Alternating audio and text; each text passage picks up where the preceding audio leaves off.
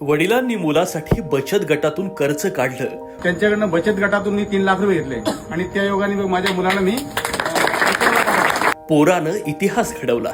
घरची परिस्थिती नसल्यामुळे मला क्रिकेट सोडायचं होतं मध्ये. गरिबीमुळे सोडणार होता क्रिकेट. आता IPL मध्ये लागली 30 लाखांची बोली. घरच्या गरिबीमुळे क्रिकेट सोडण्याची वेळ आलेल्या ओमकार तारमळे यानं जिद्दीच्या जोरावर IPL मध्ये धडक मारलीय. सनरायझर्स हैदराबाद संघानं त्याला 30 लाख रुपयात आपल्या ताफ्यात घेतलंय. या यशामागे वडिलांचा मोठा त्याग आहे. मुलाचे स्वप्न तुटू नये म्हणून त्यांनी चक्क बचत गटातून कर्ज काढून त्याला क्रिकेट खेळण्यासाठी पैसे पुरवले. बापाच्या कष्टाचं चीज करत ओमकारनं हार मानली नाही आणि आज तो जगातील सर्वात मोठ्या क्रिकेट लीगचा भाग झालाय. शहापूरच्या या जिद्दी खेळाडूचा हा प्रवास खरोखरच प्रेरणादायी आहे. बोलबाला टीव्ही कडून ओमकारला आणि त्याच्या संघर्षमयी कुटुंबाला मानाचा मुजरा.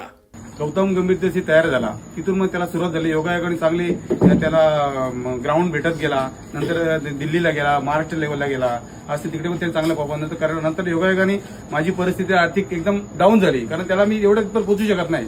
योगायोग असा आला का मला त्याला त्रिपुराला पाठवायचं होतं. त्रिपुराला पाठवायच्या वेळेला माझ्याकडे आर्थिक पराबल नव्हतं. मग योगायोगाने मी असं केलं का मी आमच्या बाजूला आमच्या लेडीज कंपनी सर्व आहेत शेजारी माझी, त्यांच्याकडनं बचत गटातून मी 3 लाख रुपये घेतले आणि त्या योगाने माझ्या मुलाला मी योगायोगाने असं झालं चांगलं तर तिथे पण त्यांना चांगला एकदम टॉप लेवलचा परफॉर्मन्स केला.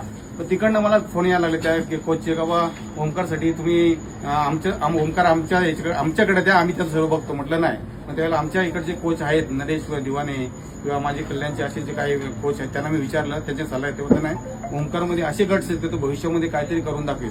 त्यांच्या सल्ल्याने मी परत तिकडे मुंबईमध्ये त्याला इकडे हे केलं आणि परत तो त्रिपुराला असून त्याला योगायोगाने त्याच्या मित्रांनी फोन केला. मग परत तो गेल्या वर्षी MPLची ती मॅच होती आणि त्याच्यात तो एमर्जन्सी आला, विमानाने तो एमर्जन्सी आला आणि तेव्हा मग तिथून त्याचं पुढं कार्य चालू झालं. आणि त्याच्या ह्याच्यासाठी त्यांनी पण भरपूर मेहनत केली. म्हणजे तो पहाटे 4 वाजता उठून म्हणजे कधी उठायचा कधी जायचं ते आम्हाला माहिती होतं. त्यांनी स्वतःला असं तयार केलं आणि त्याला बघ आयुष्यात काहीतरी फोकस बनव, काहीतरी घडला पाहिजे. माझ्या आयुष्यामध्ये जे मी जी मेहनत केली ती मेहनत तुम्हाला नाही करायला लागली पाहिजे. तर माझ्या मुलांसाठी पुढं भविष्य चांगलं यावं त्यासाठी मी प्रयत्न केले आणि त्या प्रयत्नाचं त्यांनी मला यश मिळवून दिलं. बस एवढंच. फोन झालं होतं की माझी म्हणजे घरची परिस्थिती नसल्यामुळे मला क्रिकेट सोडायचं होतं मध्ये. असं म्हणजे सोडायचं होतं मध्ये मी विचार केला होता त्या गोष्टीबद्दल. पण मला नव्हतं वाटत की मला माहिती मी काहीतरी करून दाखवेल म्हणून मी जरा घरच्यांना बोललो की मला अजून एक चान्स हवी.